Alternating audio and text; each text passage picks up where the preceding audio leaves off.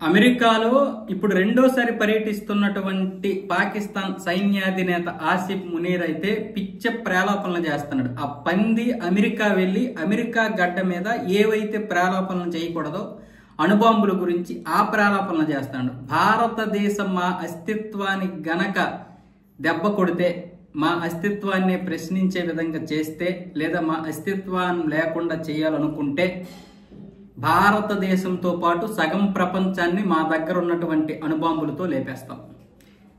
ఒక సైన్యాధినేత, అది అమెరికా అగ్రరాజ్యం అమెరికాలోనే ఇలాంటి వ్యాఖ్యలు చేస్తే అక్కడ అమెరికా అధికారులు ఎవడో కూడా ఏం మాట్లాడలేదు. ఎందుకు అంటే ఇప్పుడు భారతదేశం అంటే వాళ్ళకి కూడా ఇదే. ఎందుకంటే ఈ రష్యా దగ్గర చమురుకుంటున్నాం కాబట్టి ఇప్పుడు మన భారత్ వాళ్ళ మాట వినడం లేదు కాబట్టి వీళ్ళందరూ కూడా ఆధిపత్యంలో దిగజారిపోతున్నారు. కాబట్టి ఆ ఆధిపత్యానికి మనం సపోర్ట్ చేయలేదు కాబట్టి ఈ ట్రంప్కి నోబెల్ శాంతి బహుమతి కోసం మనం కూడా తానా తందానా అనలేదు. కాబట్టి ఇప్పుడు ఇన్ని కుట్రలు చేస్తూ మళ్ళీ పాకిస్తాన్ నుంచి సైన్యాధిపతిని పిలిపించి మరి ఇలాంటి రెచ్చగొట్టే వ్యాఖ్యలు చేస్తున్నాడు.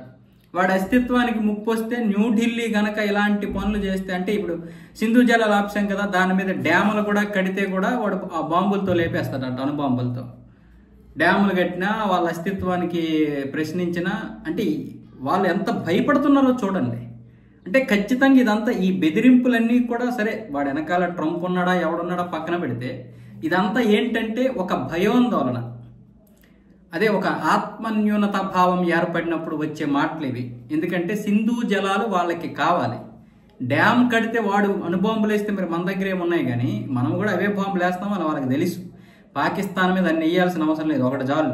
పైగా మన దగ్గర అణుబాంబులు ఒకవేళ వాడు ప్రయోగించాలనుకుంటే వాటిని నిర్వీర్యం చేసే, లేకపోతే వాటిని ఆపే శక్తి మన దగ్గర ఉందని కూడా వాళ్ళకి తెలుసు. లేదు ఉందో లేదో పక్కన పెడితే పూర్తి లేదన్న విషయం అయితే వాళ్ళకి క్లారిటీ ఉండదు. కాబట్టి ప్రతి విషయంలో కూడా ఆత్మన్యూనత భావం బయటపడుతూ ఉంది వాడి దీంట్లో, వాడి మాటల్లో చూస్తే.